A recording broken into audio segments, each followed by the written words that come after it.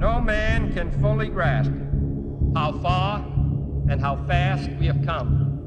Fala galera, tudo certo? Vim trazer para vocês hoje uma dica de ficção científica com horror daquele jeito que todo mundo gosta, tá? Filme Vida, de 2017, dirigido por Daniel Espinosa, traz aqui um elenco estelar. Ryan Reynolds, Jake Gyllenhaal, Rebecca Ferguson, todos eles embarcados numa missão especial, descobrir vida fora da Terra. Every goal has been achieved. We're looking at a large single cell, biological. O filme acompanha uma equipe de astronautas a bordo da Estação Espacial Internacional. Eles fazem uma descoberta histórica, né? A primeira forma de vida alienígena. O ser é apelidado de Calvin. Começa como um organismo microscópico, mas conforme ele é estudado e mexido, né, ele acaba se desenvolvendo rapidamente. E o que era motivo de fascínio antes por toda a tripulação, acaba se transformando num pesadelo absoluto. Eu vou falar um pouco do filme aqui, sem spoilers, e depois eu vou falar mais e contar toda a história com spoilers e fazer também uma análise com relação ao simbolismo e a mensagem do filme.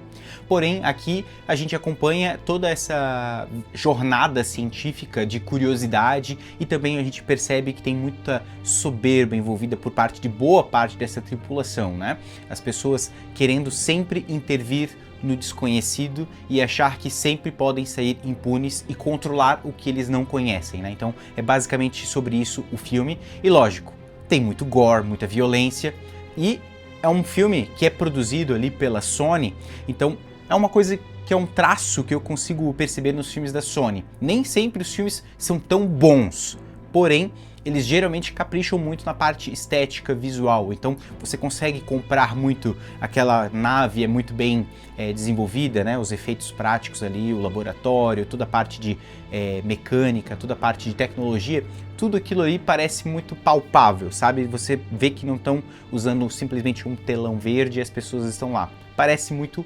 verídico, né? Os trajes, os personagens são muito bons. Eu não consegui comprar muito bem cada ator executando o seu respectivo papel como profissional da área, né? O que é o biólogo, o cientista especialista nisto, o piloto da nave. Eles parecem só celebridades atuando naquele respectivo papel. Não consegui comprar bem a ideia de que cada um deles ali é de fato um profissional, mas eu acho que talvez isso esteja mais relacionado à cara daquele ator, né? E a sensação que eu tenho, olho para aquele ator e pô, já vi ele fazendo outros filmes de outros papéis, é tipo assim, o Ryan Reynolds é o Deadpool, o Jake Gyllenhaal é o esquisito de quase todo filme que ele faz, e a Rebecca Ferguson, ela é muito boa, eu acho que inclusive ela tem o melhor personagem e melhor desenvolvimento aqui no filme, mas ela não conseguiu me convencer como o profissional que ela tem que entregar ali. Ela só parece uma pessoa que está dizendo o que pode e o que não pode ser feito, meio que a voz da ética ali dentro e da razão.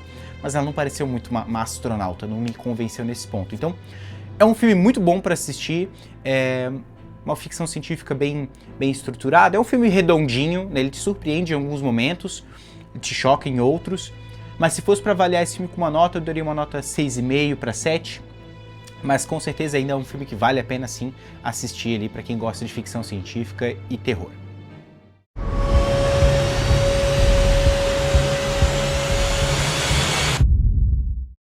Então galera, agora que eu dei a minha nota do filme aqui, ainda acredito que vale a pena você assistir e tirar suas próprias conclusões. Mas a partir daqui, né, eu vou dar o sinal de spoilers, porque vou começar a contar a história do filme inteira, né, e vai ter muito spoiler. Para você que quer fica aqui comigo. Se você quiser assistir o filme primeiro, depois volta para cá pra gente trocar uma ideia e deixar aqui nos comentários suas visões referentes ao filme.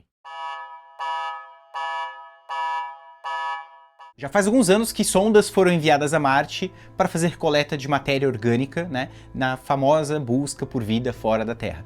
Em determinado momento, uma dessas sondas retorna, numa cena até tensa, né? Eles estão na nave ali e a sonda vem meio que fora de controle de volta para a nave onde eles estão e eles conseguem, numa cena bem dirigida, capturar essa sonda e trazer o conteúdo dela para dentro da nave.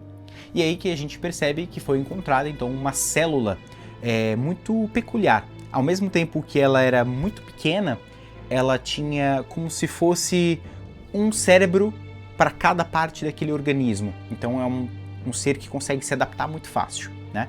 Então toda essa expedição deles no espaço é ao mesmo tempo uma espécie de espetáculo na Terra, porque tudo é transmitido lá na Terra, né? Eles estão lá, tudo é gravado, tudo é repercutido, todo mundo está vendo, o mundo inteiro está unido pela missão.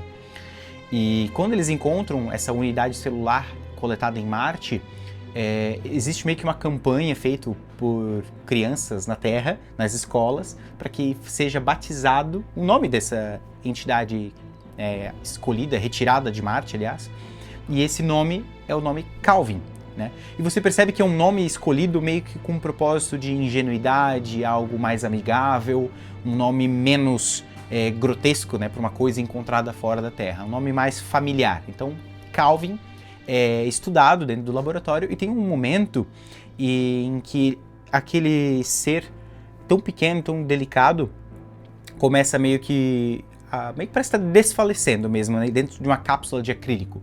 E um biólogo que se aproxima lá, essa cena é muito legal, cara. Ele bota as mãos dentro da cápsula de acrílico com umas luvas assim e meio que vai botando tipo uns filetes elétricos para ver se conseguia reanimar o Calvin. E em determinado momento que ele tá ali, ele tá sozinho nessa sala e os outros astronautas estão do lado de fora, olhando por uma janelinha de vidro, né? Olhando atentamente o que está acontecendo lá. E no momento que esse biólogo dá o impulso elétrico no Calvin, o Calvin reage e ele meio que abraça a mão desse biólogo. E ali começa uma cena muito tensa, porque ele começa a quebrar a mão do biólogo. Ele aperta com tanta força e começa aquela cena de tensão e tal. E eles ficam nessa tipo, a gente entra, a gente não entra, a gente salva eles, não salva, o que pode acontecer? E fica naquela cena tensa, eles não... Enfim, o caos começa aqui. Então, por isso que remete muito ao filme Alien, o Oitavo Passageiro, né? Porque o filme ele cria uma atmosfera claustrofóbica e aos poucos o Calvin cresce, evolui muito rápido e ele começa a passar o rodo lá dentro. Então, um a um desses membros vão morrendo, inclusive na tentativa de contenção, né? Na tentativa de impedir que o Calvin evolua ainda mais e cresça ainda mais, o personagem do Ryan Reynolds entra nessa cabine, fecha a porta, meio que se sacrificando para tentar destruir, né, o Calvin, porém Calvin entra nele e acaba destruindo ele de dentro para fora, assim, uma cena bem violenta. Eu pensei, caramba, eu pensei que esse cara ia sobreviver, né, porque o Ryan Reynolds, um ator caro, cortaram ele. Provavelmente dessa forma foi melhor para não bancar ele por muito tempo no estúdio.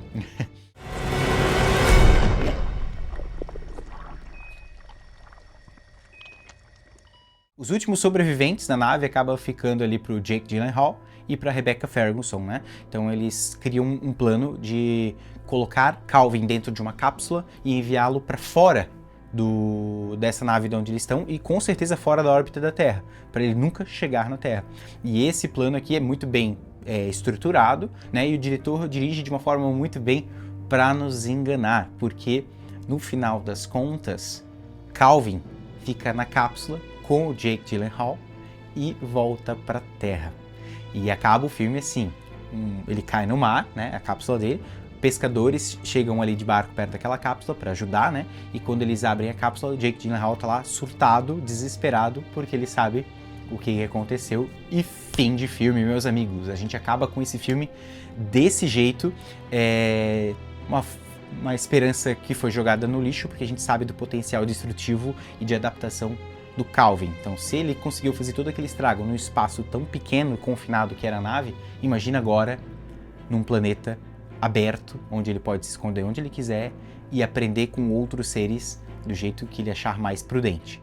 Galera, então eu ainda sigo firme aqui com a minha nota referente ao filme. É um filme muito divertido, com certeza, é um bom filme para você ali relaxar, curtir. Não é um filme que vai explodir sua cabeça com simbolismo, com análises sobre a raça humana, mas ele deixa algumas pistas aqui que eu gostaria de compartilhar com vocês sobre a minha interpretação.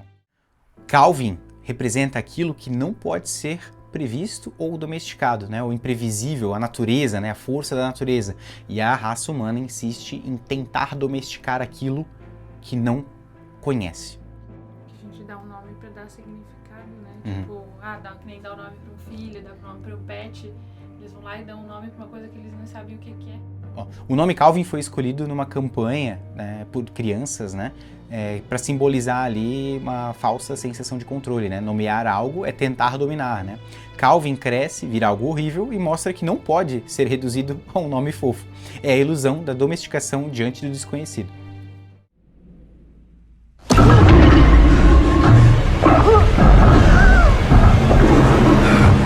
Então, meus amigos, espero que vocês tenham gostado desse vídeo. Se você já assistiu esse filme, não esquece de deixar aqui nos comentários, isso ajuda bastante a gente no engajamento. Vou pedir para você também fortalecer esse canal deixando seu like no vídeo, se inscrevendo no canal para não perder esse tipo de conteúdo toda semana. E a gente se vê no próximo vídeo.